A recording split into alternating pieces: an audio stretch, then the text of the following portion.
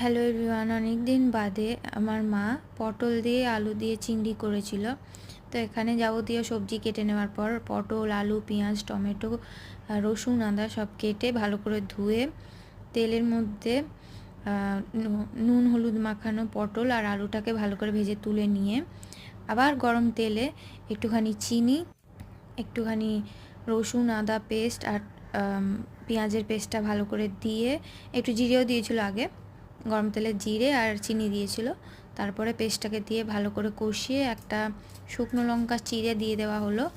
তার মধ্যে গুলে রাখা কিছু মশলা, হলুদ, ধনে, লঙ্কা, জিরে সব কিছু দিয়ে ওই পেস্টের জল গোলাটা ওর মধ্যে দিয়ে দেওয়া হলো।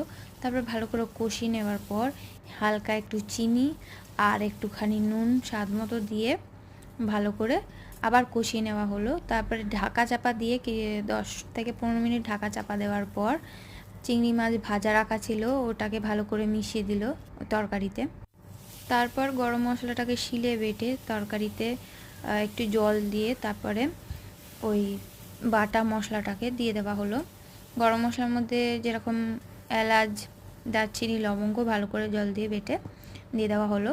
দিয়ে দেওয়ার পর নামানোর আগে আবার একটু ঢাকা চাপা দেওয়ার পর নামানোর আগে তারপরে তৈরি হয়ে গেল চিংড়ি মাছ দিয়ে আলু পটলের ঝোল। আর এই রান্নাটার স্বাদ যে কি হয়েছিল সেটা তোমরা বানিয়ে দেখো, তারপরেই বুঝতে পারবে। এই রেসিপিটা একদম শর্টকাটে দেখিয়েছি আর একদম শর্টকাটেই তৈরি হয়েছে, এক্সট্রা কোনো যাবতীয় ঝামেলা করতে হয়নি।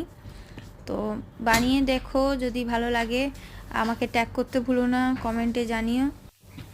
আর প্লিজ সাবস্ক্রাইব করে দিও। সাবস্ক্রাইব না করলে আমরা এরকম ভিডিও দিতে পারবো না। আর অনেক ব্লগিং, যেহেতু এটা নতুন চ্যানেল, অত ভালো করে ব্লগিং পারি না, তাও চেষ্টা করছি। আপনারা যদি একটা সাপোর্ট করেন, একটা লাইক দেওয়ার চেষ্টা করেন, তাহলে নিশ্চয়ই পারবো। আর যদি আপনাদের এই ভিডিওটা ভালো লেগে থাকে তাহলে একটা শেয়ার করে দেবেন। আশা করছি আপনারা সবাই ভালো আছেন, ভালো থাকবেন।